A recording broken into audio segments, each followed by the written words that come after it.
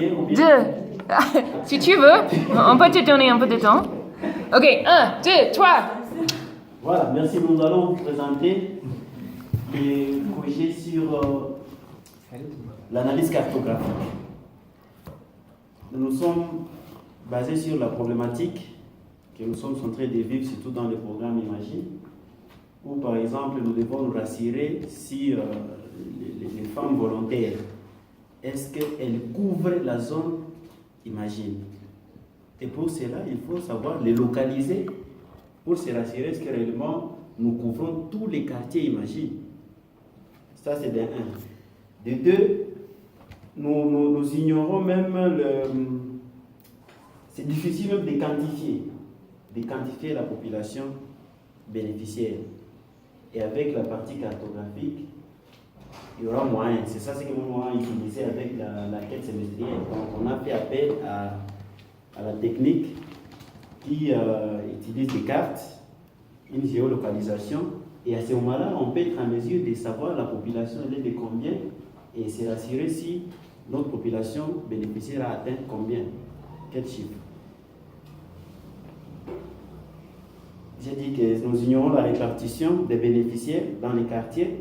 Nous avons une difficulté d'évaluer l'impact et aussi de quantifier, de localiser les bénéficiaires. Alors, l'intégration de l'analyse cartographique va servir à quoi? 1, ça va nous permettre de réactualiser, donc de mettre à jour la base des sondages. Donc, c'est avec des mouvements de population, des va-et-vient, et quand on veut aller collecter des données, il faut savoir notre population est de combien pour tirer l'échantillon. Et parfois, avec ces mouvements-là, on a du mal.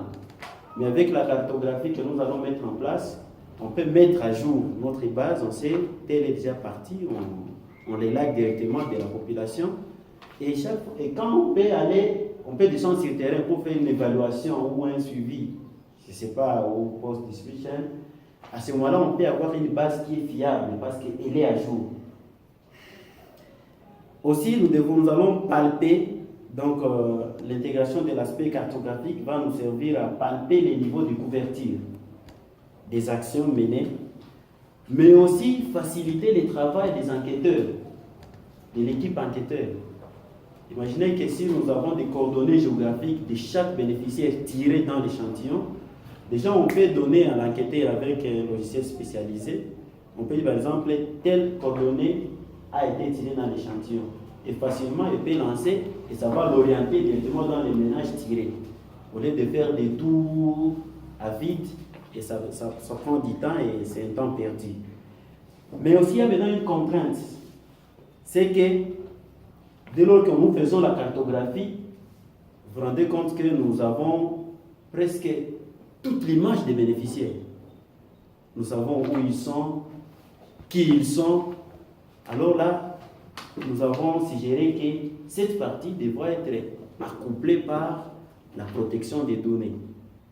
C'est-à-dire que c'est deux thématiques qui sont un peu, qui corroborent.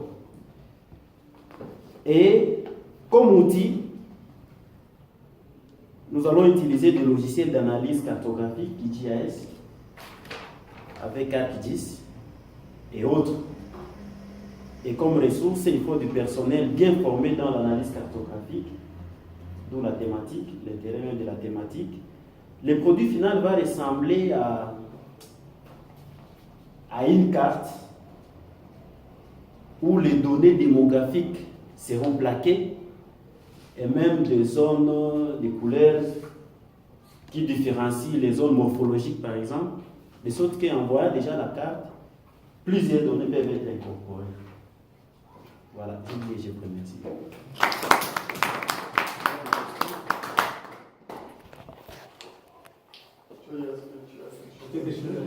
Oui. Ouais. En fait, il a été large, mais l'idée simple était telle que l'analyse cartographique nous servirait à nous évaluer nous-mêmes par rapport à ce que nous faisons sur le terrain. Si par exemple vous avez un projet qui doit couvrir tous les quartiers Tchèques, d'accord? Et maintenant, il faut un outil qui va vous aider à dire est-ce que mon projet a touché tous les coins du quartier Tchipona. Par exemple, si vos réunions sont réalisées par exemple à la paroisse, si nous évaluons, nous partons évaluer l'ensemble du quartier, on se rendra compte que la plupart des bénéficiaires sont juste autour de la paroisse.